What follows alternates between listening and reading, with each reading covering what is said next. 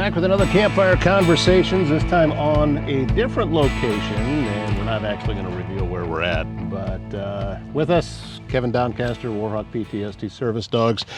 Well, gee, Kevin, how's the last couple of weeks been for you? Pretty outrageous. That'd be the understatement of the century. I think you're right. Yeah. Obviously there was a viral post over social media. We won't talk about location. We won't talk about the business or the people involved, with the exception of me. But it's interesting because I told somebody this the other day. If they're willing to treat me this way, the founder of probably one of the best service dog organizations on the planet, how would they treat anybody else with a service dog that doesn't have the voice or the reach that I have? And that's the thing that bothers me. So to educate your viewers, I was kicked out of a restaurant for having this little girl right here. And she ain't little no more. She's pushing 7 years old, which in dog years is, I'm bad at math, 7 times 7? 49. Yeah, that's 49. Yeah. 49. Whew, I took math for Marines 3 times. I'm surprised I got that right. But I'll say this, Todd, it really is stuck in my call the wrong way. And so I gave that organization 4 days to respond to me. They chose not to. And I made an open letter post that I actually sent to them. And it basically, I feel, you read it. It was very professional, very matter of fact. And it didn't call for violence. It didn't call for boycott. It didn't call for the firing of the individual that kicked me out of that restaurant. It just said, hey, you probably should do better than this. And the reason why I say this is because I'm in a great place today. I've come a long way in my journey as I navigate through pretty horrific things in the mental health arena. And mine are related to war. But what about that other person that hasn't traversed the things that I have? And what if they just went to the parking lot and blew their brains out? Just like they do at the VA because they can't get the help that they need. And as I dealt with the onslaught, and by onslaught I mean good and bad, the onslaught of messages, emails, attacking my website, a lot of negative shit came in. Excuse my language. Can we say that on here? The FCC has no jurisdiction over what it is that we're doing. Well, thank God. As I navigated that shit, I had people that were claiming to be Marine Corps, calling me a disgrace to the Marine Corps, shaming me, and threatening my life. The location that we're at right now has been infiltrated with people. The gates have been open. They're looking for my dog. I've had threats against my dog's life. I've had threats against my daughter's life, my life. The owner was threatened. He wasn't even there. And apparently, if we believe everything we see on social media, the lady that kicked me out of that restaurant, she was threatened too. So I'm going to say this. I don't advocate for that. I've seen war. I've been in war. I've participated in war. And that's not what I advocate for anymore. I tell people this religiously. I love people, I love God, I serve both. And I've forgiven everyone involved with that incident, and I want to move forward. It's all about education. And unfortunately, with education comes people that will manipulate the service dog world to their favor. And what I mean is, you can go online and get yourself a certificate. You can go online, get a vest. A vest is not a legal requirement at all.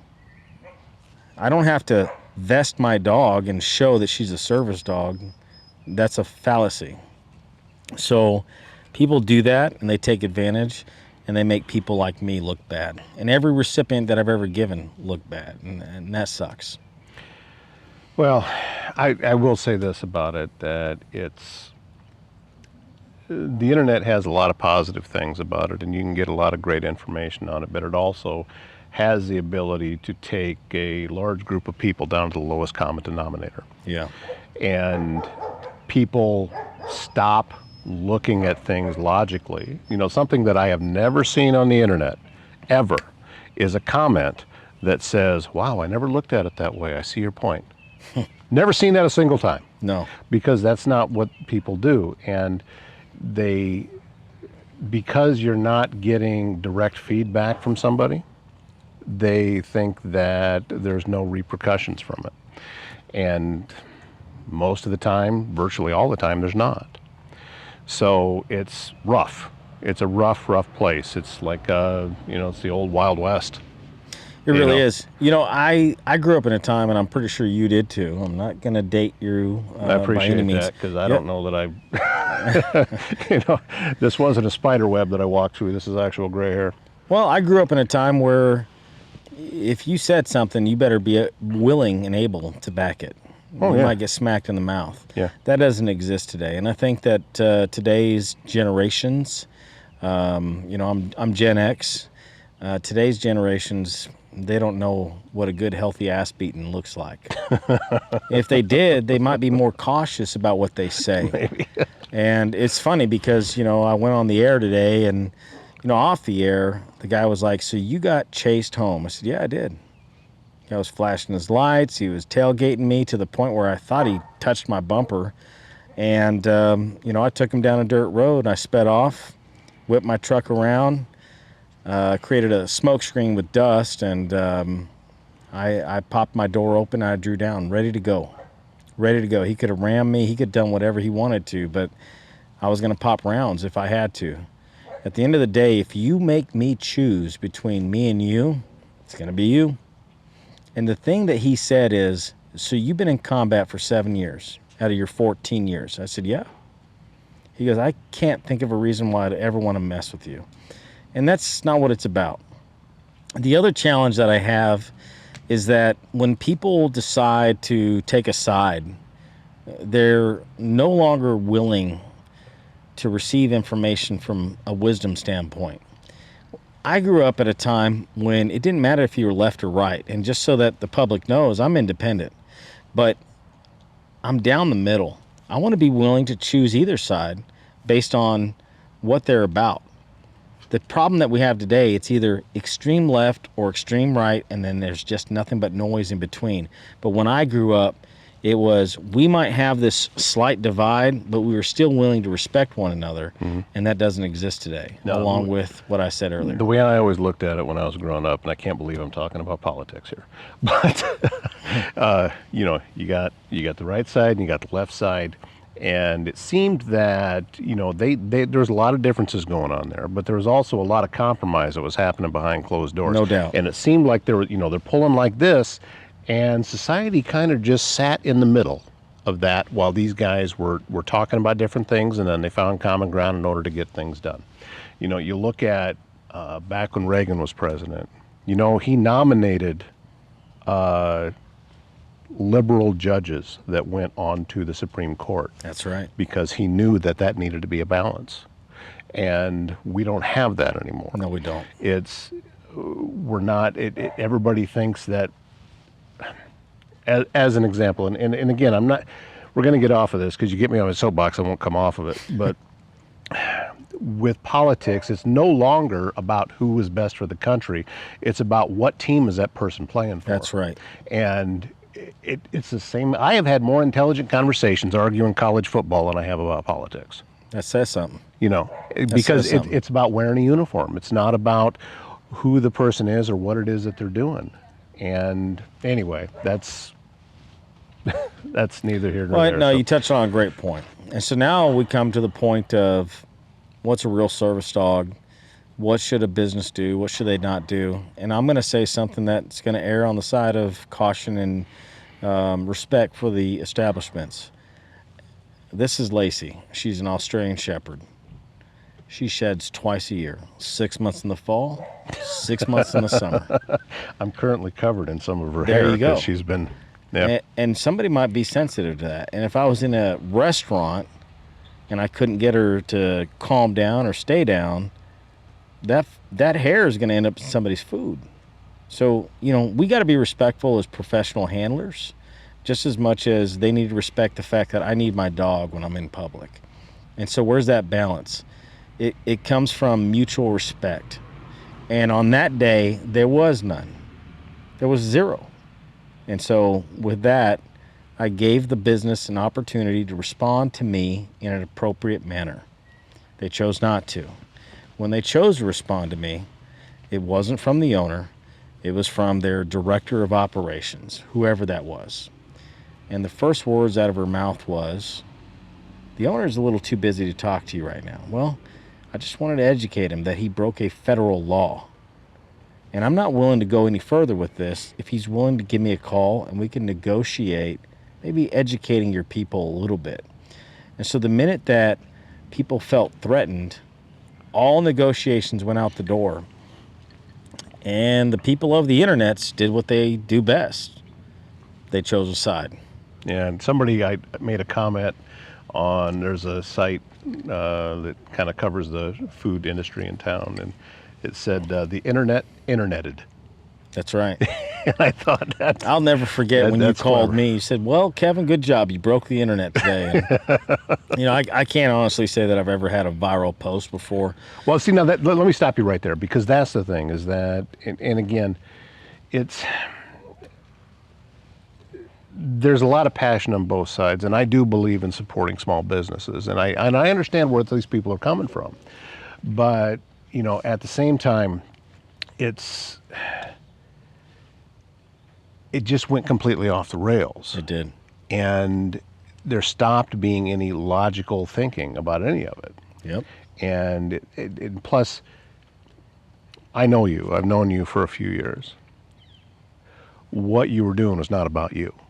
What you were doing is about the next guy that comes in that maybe doesn't have the platform that you have and doesn't have the ability to speak that you have. Yeah. And that's what it was about. And it's about finding some common ground, and it's about, let's put this to bed. Let's see if we can't grow together and stop. Listen, if somehow whoever chased the guy is watching this, if I lock you in a room with him, you're not going to like it. So knock it off. Well, right? I bet if you locked me in a room with him, we'd find out that we had more in common than not. Yeah, probably. And that's what gets me, is that they made a determination based on one thing. I've met a lot of Marines over the years, and some of which I had to discipline, right? They were going to jail, they were going to the brig, and they were beside themselves because they felt like they just ruined it all. And I said, let me get this straight. You've spent 99% of your life being a damn good Marine. You made one mistake, and you're going to pay dearly for it. But what about the rest of your time? Were you an honorable Marine? These folks, they made a judgment on me based on one thing. And Todd, I was methodical. I'm in the public eye. I can't just say, screw these guys. They screwed me. Screw them back. I didn't say that. I made it about education. And people decided to have a rally cry about it. Yeah, and I know, and there was comments about how you designed this to go viral. No. Trust me, if I knew, well, I'm tapping on my microphone, sorry. If I knew what would cause a post to go viral, every one of them would. And everyone would be doing it. And everyone would be doing it. There is no way of knowing it. There's no way of control. knowing it. It just took off. And people said that it was a publicity stunt between me and the owner. You're out of your mind. There's been other establishments named the same thing that have paid dearly, and they weren't associated with it. And that's the part that disgusts me the most, The fact that I actually got on a video with the owner and said, they got the best wings in town. You should give them a second chance. Let's move forward. Let's unify. And yet other businesses that are named the same damn thing in other states far, far away from here, they're paying for it. It's disgusting. It's disgusting. Mm. So long story short, I'm about a few things: God, core, and country. So unfortunately, my core has branched out to other branches of services, right? Because, when I got out, I started seeing that other branches of services have the exact same thing that we do. They just got different mission statements, and that's why I've delivered 57 dogs to 22 states, and I'm going to keep pushing. I'm not going to take the same role that I've had. I'm going to step back. I'm going to slow down, and I'm going to let someone else take the reins for a change, and that's because of the death threats and all the nonsense that's happened as a result of this. But I'm still going to advocate for veterans in every way I possibly can, and first responders too. Love those guys. Where would we be without them? It'd be chaos here. Well, I think what's happening right now with Lacey is a really good example of just what this dog does. I mean, she obviously, as you're talking about this, can tell that she needs you, so she's right there. But at the same time, she's not looking at you. She's checking around. She's looking, other places. I mean, this is, and plus, to be honest, she's one of the happiest dogs I know. So. I hope so, because she's kind of spoiled, but Yeah. she's always got my back. I remember being at a public speaking event, and I opened it up to questions, and they were asking me tough questions, stuff I don't like talking about. And I've always told people, I didn't used to be like this, and you didn't know me you didn't know me long ago. We've known each other for several years, but when I first started this charity, I was an introvert. I was an introvert my whole life. I had to become an extrovert so that I could share my message, advocate for what I believe in, and help others. And I started telling people I share my story so that others don't have to. So here I was talking about hard stuff, war, dismembered bodies, death all around me. And the questions just kept coming. And I had let Lacey off leash because she's known as the people's service dog. I let her off leash. I gave her the free command. And she just started introducing herself to everybody. When she saw that I was in a panic mode while still talking, she came up. And there's a picture out there where she is all the way up my chest, standing up, saying, "Hey, I got you." And that's what she's doing now. So unfortunately for that business, they couldn't tell that she's a service dog. But who was she disrupting? Anyone who's ever met her, they can't wait to meet her. And they understand quickly, wow, that's a powerful dog. So that's what we do. That's what I'm going to continue to do. And God willing, I'll keep changing lives. Well, you talked about how many dogs have been delivered in how many states. You've had a few right here locally, Council Bluffs, Omaha area, that you've been able to deliver. Obviously, you'd like to be able to do more. The hard truth about it is this all does take money, but it's not money that goes into your pocket, No. I could ask you how much money has left your pocket, but that turns into I don't want to. Let's not talk amounts, but Yeah. let's just share this. I have completely drained my life savings because the first year was 2019. Following that was 3 years of COVID. There was no fundraising opportunities. There was no event. There was no venue that wanted to even take the risk of having an event. So every deficit we had year over year, I personally covered. All right, let's talk about then getting what happens when you get these dogs to the veterans and first responders, and to be honest, you've also gotten dogs to Special circumstances. yeah, special circumstances. Yep. Kids that have lost a parent. To the Even a kid military. with cancer. Yeah. He was a fan in Tulsa, and he reached out and said, "Hey, I know I'm not a vet, but would you train my dog?" His dog was nuts. We did give some training to that dog, but then we also delivered that kid a dog. I love talking about Amber Edom and her daughter, Kate. Yeah, I know Amber. You know her well, and that only brings further validation to what I'm about to say. Amber reached out at a time where she was lost and didn't know what to do for her daughter, but knew she did not want her daughter to kill herself. And so I said, "Hey, I'm going to do something for you that I wouldn't do for anyone else," because as a father of a daughter, this is the only time I've ever done it. I had 5 candidates ahead of her. I reached out to every single one of those veterans and said, would you be willing to give up your seat for this little girl that lost her dad, who died in the line of duty in the United States Army? Every single one gave up their seat so that she could be first in line. We gave her a dog. I ended up getting back to those 5 guys. But, you know, as a veteran and watching those veterans, I get choked up every time, man. You give up so much in sacrifice for your country, something greater than yourself. Here they were giving it up again. Damn right, it's for a kid. Let's do this thing. I bet that made them feel pretty good. Amber wasn't expecting a dog, and what she was not also expecting is I came to her a year later and gave her another dog, but this one was meant for her.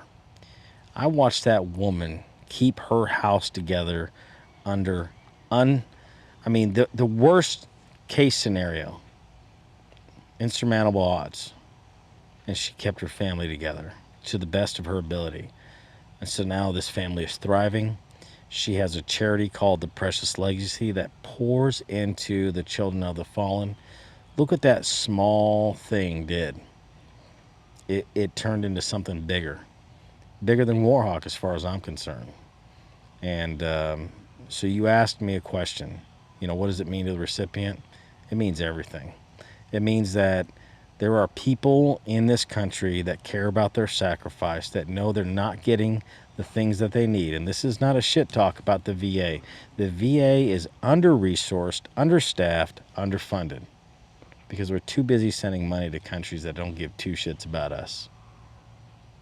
If we sent the kind of money to the VA that we sent to Ukraine, or any other damn country for that matter, under the Obama administration, and not talking shit about which side you're on, Iran, in what fucking planet did we send money to? Death to America? You outside your fucking mind? Excuse my language, but I will not excuse myself. That is the dumbest shit I've ever seen in my life, and the most disrespectful thing that's ever happened in my career. That money would have been better served serving our nation's heroes. The heroes that served on the day that the towers got hit, and the heroes that served following the day that the towers got hit. That's all I got to say about that. Here's a hard question that I know the answer to. You've had a lot of veterans reach out, and there's a process that goes through in order to get a veteran a dog. Yep. How many times during that waiting process have you lost a veteran? 9. And that's once they were approved. Yeah. And we move fast. I actually say 10 because my good friend who's tattooed on my arm, Adam Sexton, died after receiving his dog. Drank himself to death. And so I learned from that experience that we've got to get people help that goes above and beyond dogs. And so we have a lot more resources today than we've ever had before. But that's because we're a transparent organization, I share that number, that we had 9. And the one that impacted me the most was when the wife called me and said, Kevin, don't worry about the dog anymore. And the dog was already in training. The guy had hope. He knew it was coming. Well, why would you say that, ma'am? Kevin, he blew his brains out next to me while sleeping in the bed. I woke up to the gunfire. That devastated me. Devastated her. And her life was forever changed and wrecked. And she's not doing well to this day, and it sucks. So if there's one message I can send out there is that it might take us some time to get to you. We're growing. We're partnering with life-changing dog training so that we can do more and quicker. And every day I'm getting calls. If there's one good benefit to going viral, is that while there are haters out there, and there's always going to be, there are a lot of people that have rallied behind the cause in the last 2 weeks, and it's because they understand the need. So I just need people to hang on. We're coming. You mentioned your the one that you said drank himself to death, and Other than that, after veterans get their dogs, what's that stat? Game changing. Other than that, that's the only one. He was my Marine over 20 years ago. Not a single person that's received their dog outside of Adam has taken their life. In fact, their lives have improved exponentially. So, how about you? I mean, because this whole thing started because somebody gifted you Lacey. So, yeah. how has your life changed? I got off 12 medications and oxygen, and I sleep better. I mean, I still have my night terrors, but she pulls me out of them. And it's without medication. So that's my personal, win. Right. But, for everyone else, it's different. I think that the biggest win was just getting Lacey, because I realized when that guy wouldn't accept a dime from me, and my father taught me to pay my way in life, I realized there are still people that give two shits about my service. And if there's an inappropriate message I want to send to the world, it's that we give two shits. You know what I mean? We care. So how can folks help? Because here's the thing too, is that I know that, because we've talked about this before, that you've gotten calls for people wanting to donate dogs. Donating dogs is a challenge. Yeah, because that's a different kind of deal, because it's not as if that just because there's a dog that exists and doesn't have a home that it can be turned into Lacey. Correct. Well, here's the donating a dog is a twofold problem. Number one, we never get the call when they say, hey, we're thinking about breeding maybe in a year or two. We get the call when they have pups, and they immediately expect us to be in a position to receive those dogs. When dogs are born, money starts rolling out the door. You've got your shots, you got your vaccinations, you got feed bills, you got all kinds of things. Donating us a dog, if we're not in the financial position to receive it, it's only going to hurt us. We already have a network of breeders and rescues. I mean, the last dog we delivered was Ghost, and we pulled her out of a kill shelter. And she's amazing. I mean, Tate Holterman, he's got nothing bad to say about what his dog is doing for him today, and that's a rescue. Kill shelter rescue. But we're not equipped to take on those kinds of things, because we have to be ready for not just the recipient, but the dog. And at the end of the day, the best way to help us is financially. There's 114 million nonprofit and charitable organizations in America. So like 1 in every 4 people you meet's got an organization. And so when we go to grants, we go to federal whatever, we're facing a huge stream of people, and we have not successfully secured one to this day. So the best way people can help us is financially. I've always told every single person, we've accepted dogs, but I've told every single person that's requested to donate a dog to us, just keep us in mind. We're just not ready today. Today, we're still in the hole, and we got to finish out the year strong so we can have an operating budget for 2025. That's where we're at. We're not ready to receive dogs. Whether it's you, whether it's board president, JR still a president? He is. Okay, JR is a president, or anybody else on the board. How much money donated goes to them? Zero. Every dollar that's donated goes to the dog and the mission. And that mission could be that person, but it goes to that. Now, we do have a website that costs money. We have letterhead that costs money. We do our taxes every year. Believe it or not, that costs money. So we tell people 98%. But in truth, those are all operational things. It's truly 100%. The only people that receive any kind of compensation, which is negotiated down to a very favorable rate to us, are the professional dog trainers. And we always go to veteran dog trainers, if at all possible, first before we go. We're limited by location. At the end of the day, veterans don't exist in every nook and crack country that we've served in 22 states. So we do the best that we can. We like to spread that peanut butter to other veterans if and when we can. What do you think that this mission that you gave yourself, how has it benefited you after your military life? Well, Marines are always mission-minded. And when I got out of the Marine Corps, I felt like I lost my identity. By having this as a mission today, I feel like I have my purpose back. You know, I always identified as a Marine, and they always say once a Marine, always a Marine, but I wasn't doing anything with my life. Now I have focus, I have drive, and I have desire. And I'm so connected to my fellow combat warriors and police officers too, because when I met Captain Tapper, I realized immediately they have cumulative PTSD. When I was deployed, I always had an end in sight. Law enforcement officers, they go out every single day. There's no end in sight until they retire. So I have a deep bond and deep connection with them. And what that did for me was it gave me my purpose back. Well, sir, it's always an honor to get to sit down and talk to you. Likewise.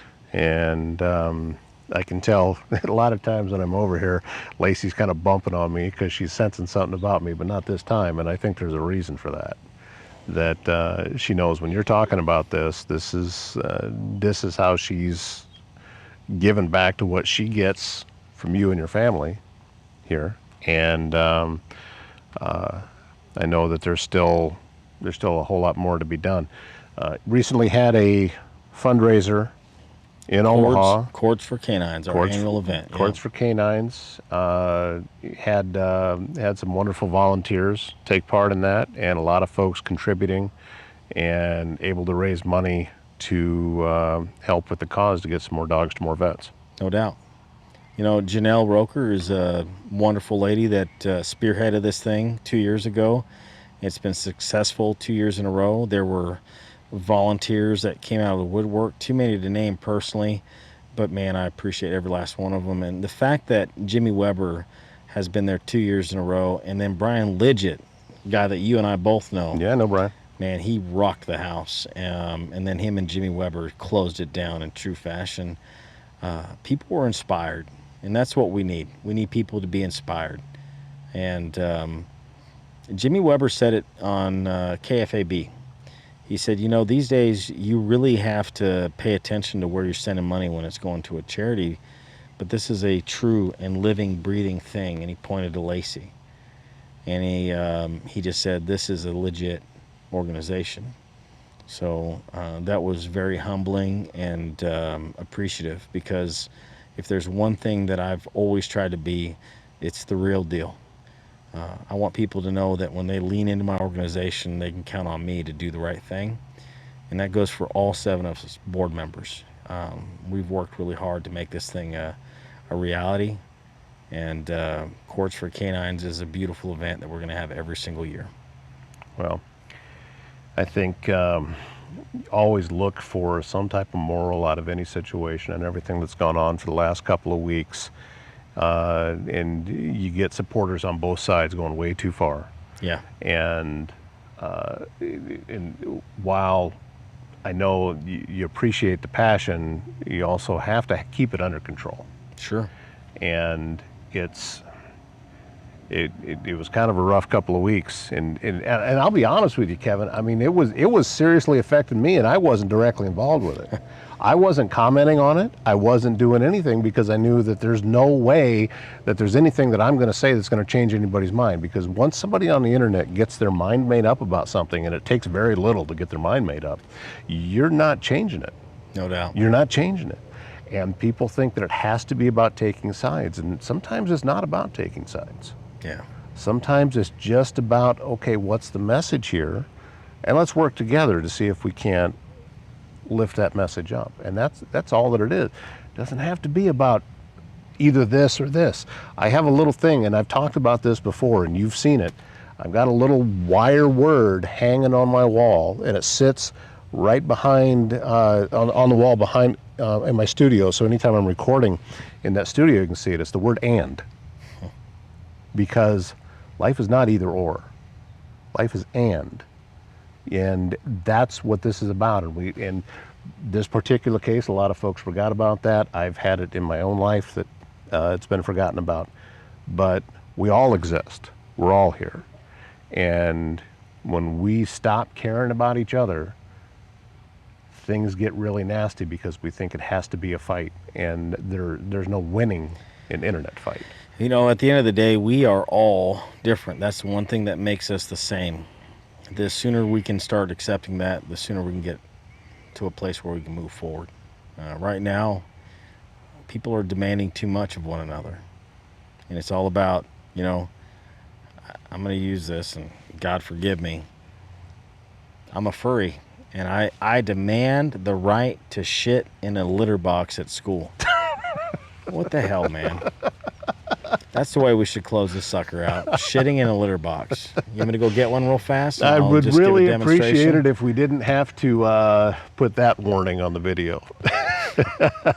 Todd, I appreciate you giving me this, your audience. I love what you do. You heard me advocating for you earlier today. If there's a business out there that wants to learn how to get a podcast going, learn how to get in the digital age, you're the guy. And you've advocated for local businesses, and you've advocated for Warhawk for a long time. And I'll be honest with the public here, I don't think we'd be around today if it wasn't for you showing up in my life a few years ago. So thank you for that. Well, that's a pretty high compliment. I'm not sure how true it is, but I'll take it anyway. It's extremely true, brother. And he's Kevin Doncaster. It's Warhawk PTSD Service Dogs. This is Lacey. I'm Todd. You've been listening and watching Campfire Conversations Special Edition. We'll be back very soon with another episode. Until then, take care.